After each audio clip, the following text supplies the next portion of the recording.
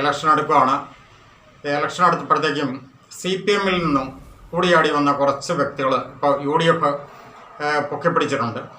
CPM-ൽ നിന്ന് അവർക്ക് നിൽക്കക്കളിയില്ലാതെ വന്നാണ്. നമുക്കറിയാം, പിണറായിസ്റ്റ് ഫാമിലി CPM-നെ വിഴുങ്ങി കഴിഞ്ഞപ്പോൾ CPM-ൽ അല്പമെങ്കിലും ആദർശമുള്ളവർക്കാർക്ക് CPM-ൽ നിൽക്കാൻ പറ്റാത്ത വന്ന സാഹചര്യത്തിൽ മാത്രമാണ് ശരിക്കും പറഞ്ഞു കഴിഞ്ഞാൽ അവരവിടുന്ന് ചാടിപ്പോകുന്നത്. പക്ഷേ എങ്കിൽ പോലും കൂടെ അത്തരക്കാരെ പെട്ടെന്ന് കോൺഗ്രസ് കൈയേറ്റി അല്ലെങ്കിൽ തോളത്തേറ്റി അവരെ പൊക്കിപ്പിടിക്കുന്നതിനകത്ത് നിഷ്പക്ഷമായിട്ട് ചിന്തിക്കുന്ന, രാഷ്ട്രീയം നിഷ്പക്ഷതയോടുകൂടി കാണുന്ന, അല്ലെങ്കിൽ ഒരു വിധം രാഷ്ട്രീയ കാഴ്ചപ്പാടിൽ കാണുന്ന സാധാരണക്കാരായിട്ടുള്ള പൊതുസമൂഹത്തിൽ അതങ്ങോട്ട് ഒട്ടും ഉൾക്കൊള്ളാൻ സാധിക്കുന്നില്ല എന്നുള്ള ഒരു തിരിച്ചറിവ് പൊതുസമൂഹത്തിൻ്റെ ഭാഗത്ത് നിന്ന് ശക്തമായിട്ട് ഉയർന്നു വന്നിട്ടുണ്ട്.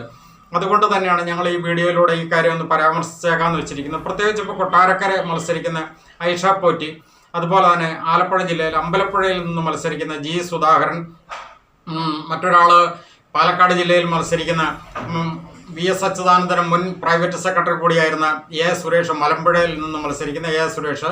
പിന്നെ അതിനേക്കാളെല്ലാം ഉപരി നമ്മളെപ്പോഴും ആവർത്തിച്ച് പറയുന്ന CPM-ൻ്റെ ഏറ്റവും ശരിക്കും പറഞ്ഞാൽ ആകെ നാണക്കേടുണ്ടാക്കിയ ഒരു വ്യക്തിയാണ് ശരിക്കും പറഞ്ഞു കഴിഞ്ഞാൽ പി കെ ശശി ഒറ്റപ്പാലം മണ്ഡലത്തിൽ നിന്ന് മത്സരിക്കുന്നു. അതോടൊപ്പം തന്നെ പയ്യന്നൂരിൽ നിന്ന് മത്സരിക്കുന്ന A. കുഞ്ഞികൃഷ്ണൻ, അതോടൊപ്പം തന്നെ തളിപ്പറമ്പിൽ നിന്ന് മത്സരിക്കുന്ന TK ഗോവിന്ദൻ മാസ്റ്റർ.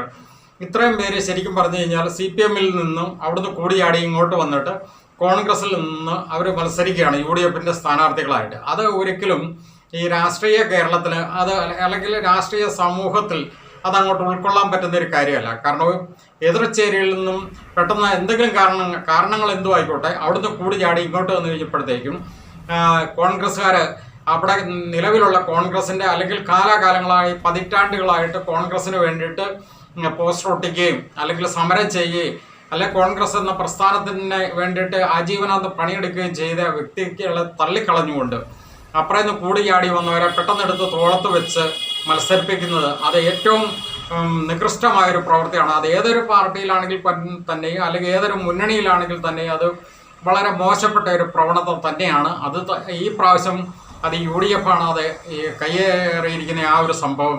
അത് വളരെ മോശപ്പെട്ട ഒരു കാര്യമാണ്. ശരിക്കുള്ള ഒരു പ്രവർത്തകരെന്നൊക്കെ പറഞ്ഞ് ആ പ്രസ്ഥാനത്തിൽ ഉറച്ചിരിക്കണം. നമുക്കറിയാം, രാഹുൽ മാക്കൂട്ടത്തിൻ്റെ ഒരു വിഷയം നമുക്കറിയാമല്ലോ.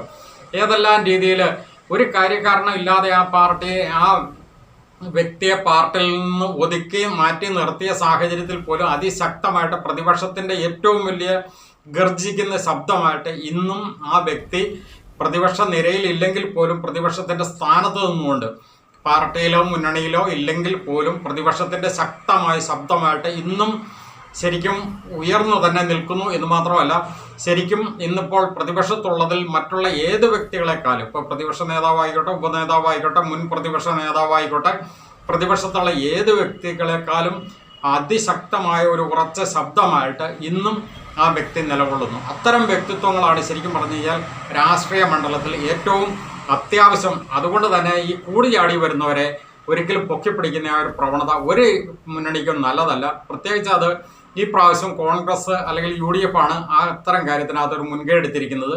അതുകൊണ്ട് ഒരിക്കലും നല്ലതല്ല എന്ന് മാത്രം പറഞ്ഞുകൊണ്ട് നിർത്തുന്നു. നന്ദി.